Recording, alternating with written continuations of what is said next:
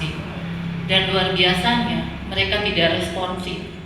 Saya tanya siapa manajernya, tidak ada satupun yang buka mulut, siapa manajernya. Dan saya dicuekin habis, Pak. Itu yang bikin saya marah. Saya bilang, mana manajer? Saya tanya, ini siapa yang melanjangin anak saya? Iya, itu tadi katanya ada Bu, tapi semuanya sudah pulang, shiftnya sudah berganti. Oke, kalau gitu saya pengen ngomong sama manajernya. Saya nggak tahu manajernya siapa.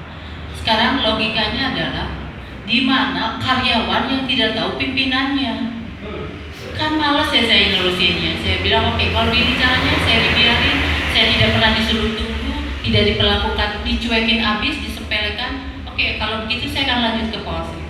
Pergilah saya bertiga ke Polsek, Pak. Ke Polsek, saya telepon, kebetulan saya memang kenal dengan namanya Pak Budi. Saya nggak tahu Pak Budi siapa, kebetulan beliau adalah kakak kelas. Katanya sih dia babinsa di situ, di Kacamata Betul. Saya telepon Pak Budi, tolongin saya, karena saya tahu persis kalau kita tidak ada kenalan di instansi seperti tempat aparat, biasanya kita dicuekin. Nah, saya telepon Pak Budi, saya punya kasus, Pak Budi datang ke sini. Ya oke, katanya, saya ke situ tapi saya masih di rumah. Saya nggak masuk, tapi dipersilakan masuk. Saya nggak tahu siapa aja, saya masuk. Kebetulan ada temannya kakak saya datang membantu. Dia bilang, udah nggak usah nunggu Budi, kita masuk aja, bikin laporan. Karena saya juga nggak paham bagaimana prosedur, harus bagaimana saya nggak paham. Yang saya pahami hanya bagaimana saya membela anak saya. Saya bawa anak saya gendong anak saya untuk keluar supaya dia cerita ke polisi. Pertama kali yang menerima adalah Pak Iwan namanya. Pak Iwan dengerin kita ngomong, saya cerita, anak saya cerita. Setelah selesai cerita, beliau pergi. Dia bilang, saya ditelepon Ustadz Nana, saya mau pergi. Silakan dengan ini katanya, karena namanya Pak Yudi. Kami bercerita kembali yang kedua kali. Kedua kali kita cerita, saya juga masih gendong anak saya. Terakhir responnya adalah, oh kalau begitu kita bikin laporan. Saya nggak paham laporan itu harus seperti apa, saya nggak paham.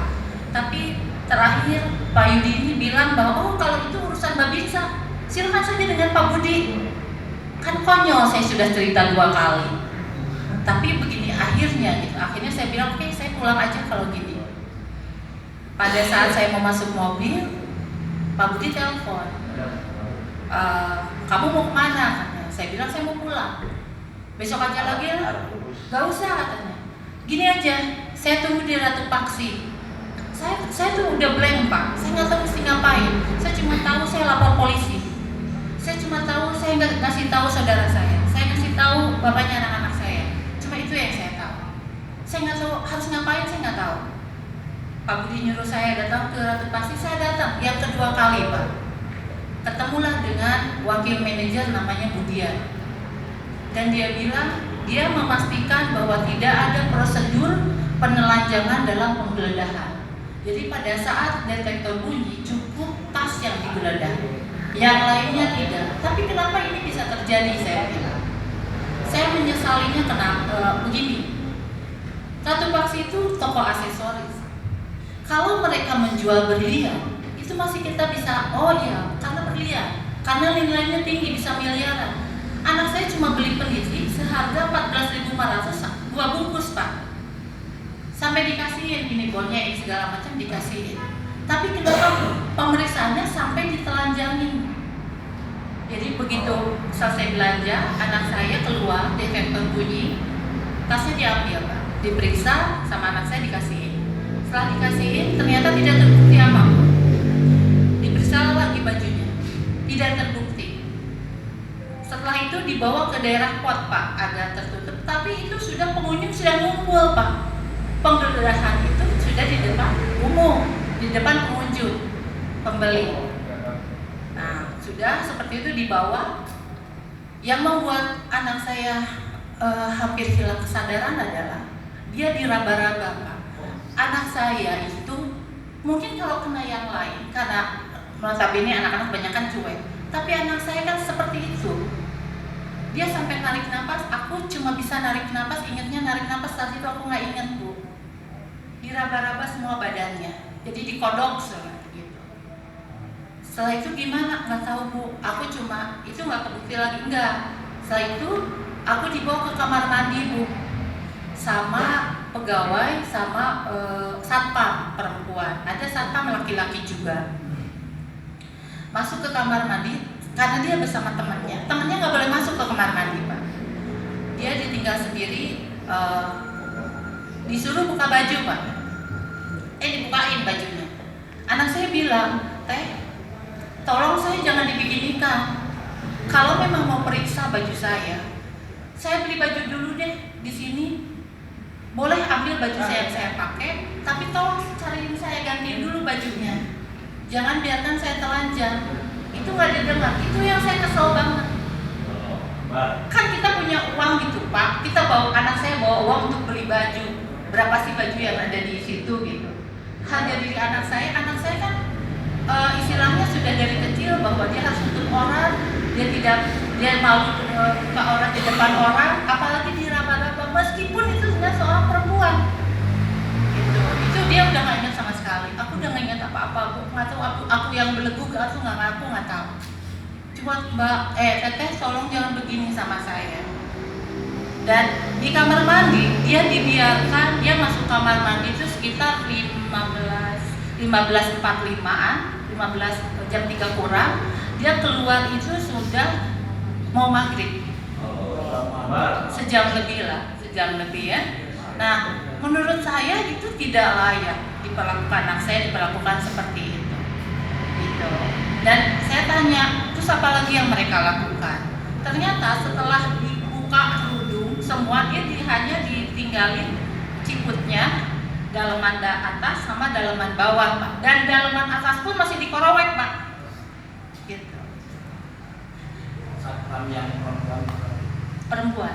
Tapi yang laki-laki ngedirection Pak. Ketemu belum? Udah belum? Kayak gitu. Viewer Bu katanya itu Pak Satpam itu. Gitu. Nah setelah tidak ketemu ternyata di celana Pak. Jadi anak saya ini dikasih oleh-oleh sama saudaranya dari Amerika, dan ada semacam pohon yang belum kita copot, tapi memang itu sudah hampir 2 tahun punya celananya anak itu, dan ke Asia kemana-mana itu tidak pernah bunyi gitu. Itu memang harus seperti itu mungkin Pak. Nah setelah ketahuan di situ ini katanya dari celana, kita potongin aja ya patahnya, boleh terserah mau dirusak boleh, tapi saya ini udah lama ini katanya udah kedinginan anak saya. Iya kan? Karena kelamaan Pak, sejam lebih itu bukan waktu yang sebentar untuk orang yang selalu menutup aurat Pak. Ya kan, kecuali kalau anak saya biasa pakai tank top kemana-mana itu beda, lain perkara gitu kan. Nah setelah itu biasa aja gitu loh, satpamnya maaf ya katanya ada suka ada katanya itu ori barangnya cuma segitu aja, nggak ada hal lain gitu. Dan pada saat saya kembali lagi ke situ, Ibu Dian hanya bilang, oke Bu, itu bukan prosedur kami, itu mutlak kesalahan kami minta maaf sebesar-besarnya. Saya bilang nggak cukup maaf Bu, anak saya sudah ngedrop, dia udah nggak inget Pak, asal kekalayangan katanya dan jalan juga. Terus bagaimana urusannya dengan anak saya? Ibu minta maaf hanya segini saja. Dan bagaimana dampak psikologis anak saya? Saya masih mau pada saat itu, saya masih mau rembukan lagi besok harinya. Saya bilang saya juga nggak tahu mesti ngapain. Besok aja saya biar tenang dulu, besok kita ketemu lagi. Sampai rumah, anak saya mungkin habis baalnya atau gimana, dia nangis malaman Pak. Itu yang merubah saya, akhirnya saya tidak mau kompromi lagi. Saya akan maju secara proses hukum.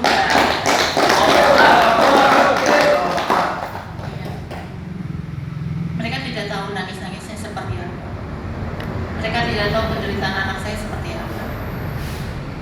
Hanya mereka, Ibu mau kompensasi seperti apa dari kamu? Saya bilang saya nggak butuh uang Anda. Yang saya perhatikan adalah anak saya. Itu yang buat saya tersinggung dari Ratu Paksi dengan segala kesombongan mereka, dan mereka menyepelekan saya, menyepelekan keberadaan anak saya. Besoknya pada saat saya memutuskan untuk tidak kompromi lagi dengan Ratu Paksi, saya telepon Pak Budi. Pak Budi, maaf, saya tidak akan mediasi lagi. Saya tidak mau kompromi lagi. Tapi saya akan melibatkan pengacara dan saya akan datang ke Komisi Perlindungan Anak, saya bilang gitu. Oh iya Bu Devi, tapi tunggu dulu sebentar. Saya mau ini dulu sama reskrim katanya. Mau konsultasi dulu katanya sama reskrim. Bu Devi tunggu ya. Oh iya, saya bilang. Nanti saya telepon lagi. Boleh, saya tunggu. Saya tunggu, kemudian Pak Budi telepon saya. Dev, ini teman saya mau ngomong ya. Boleh. Nah, saya ngomong dengan Pak Nida, saya nggak tahu Pak Nida atau Pak Nida, saya nggak tahu nama persisnya. Tapi intinya adalah Pak Nida ini membuat saya tambah murung, Bapak Ibu. Jadi dia bilang, Ibu jangan aji mumpung, jangan mengambil manfaat dari kondisi ini, dan nanti Ibu bisa dituntut balik sebagai pemerasan. Saya tersinggung karena saya sudah bikin statement bahwa saya tidak butuh uang mereka. Gitu. Yang kedua adalah masalah itu harus dikecilkan. Masalah kecil harus ditiadakan. Ibunya nyari masalah. Itu. Yang ketiga dia bilang bahwa apa yang dilakukan Ratu Paksi terhadap anak saya itu sudah sesuai dengan prosedur. Tidak ada pelecehan di situ karena dilakukan oleh perempuan. Seperti itu, dan itu yang saya tidak terima sama sekali. Saya bilang aparat macam apa kamu? Dan saya bilang ke Pak Budi bilang sama temennya, saya nggak terima statement dia. Saya nggak takut sama Pak Polisi, Pak. Saya nggak takut. Saya nggak takut siapapun, insya Allah. Karena saya membela anak saya. Saya ini hanya seorang ibu yang kecewa anaknya diperlakukan seperti ini. Sekarang saya harus datang kemana? Saya datang dengan benar ke aparat. Yang ada saya dipepes sama aparat. Makanya kenapa saya tanya, ada apa ini antara aparat dengan Ratu Paksi? Iya, akhirnya saya bilang saya nggak mau ketemu. Pihak Ratu Paksi telepon saya Pak, nggak lama kemudian. Dia bilang, Ibu rumahnya di mana? Kenapa memang? Saya disuruh Pak Budi nemuin Ibu. Tambah kesel saya. Dia tidak punya itikat baik untuk menemui saya untuk minta maaf, tapi dia datang ke saya disuruh oleh polisi. Seperti itu, Pak. Iya. Jadi saya bilang nanti aja ketemunya di Polres. Kapan, Bu? Saya tunggu ya kabarnya. Secepatnya ya, Bu ya. Saya kan harus mengkondisikan dulu. Anak saya juga masih begini. Saya memang belum bikin laporan. Sorenya saya datang ke Pak Asep Rohendi. Diantar dari Pemuda Pancasila, Pak. Setelah dari Pak Asep Rohendi menyarankan saya membuat LP. Saya juga nggak paham LP itu sampai sekarang pun saya nggak paham Pak LP itu apa. Saya berangkat ke Polres, kata yang menerima itu Pak Yogi namanya dari PPA katanya. Pak Yogi bilang Ibu nggak bisa bikin laporan karena harus ada korban. Saya bilang nggak mungkin Pak, anak saya masih shock, nggak mungkin bikin laporan. Dan harus bawa akte. Oke, kalau gitu saya pulang. Dan sampai sekarang saya belum bikin laporan apapun karena memang kondisi anak saya belum memungkinkan. Gitu. Seperti itu. Ya. Terima kasih. Assalamualaikum warahmatullahi wabarakatuh.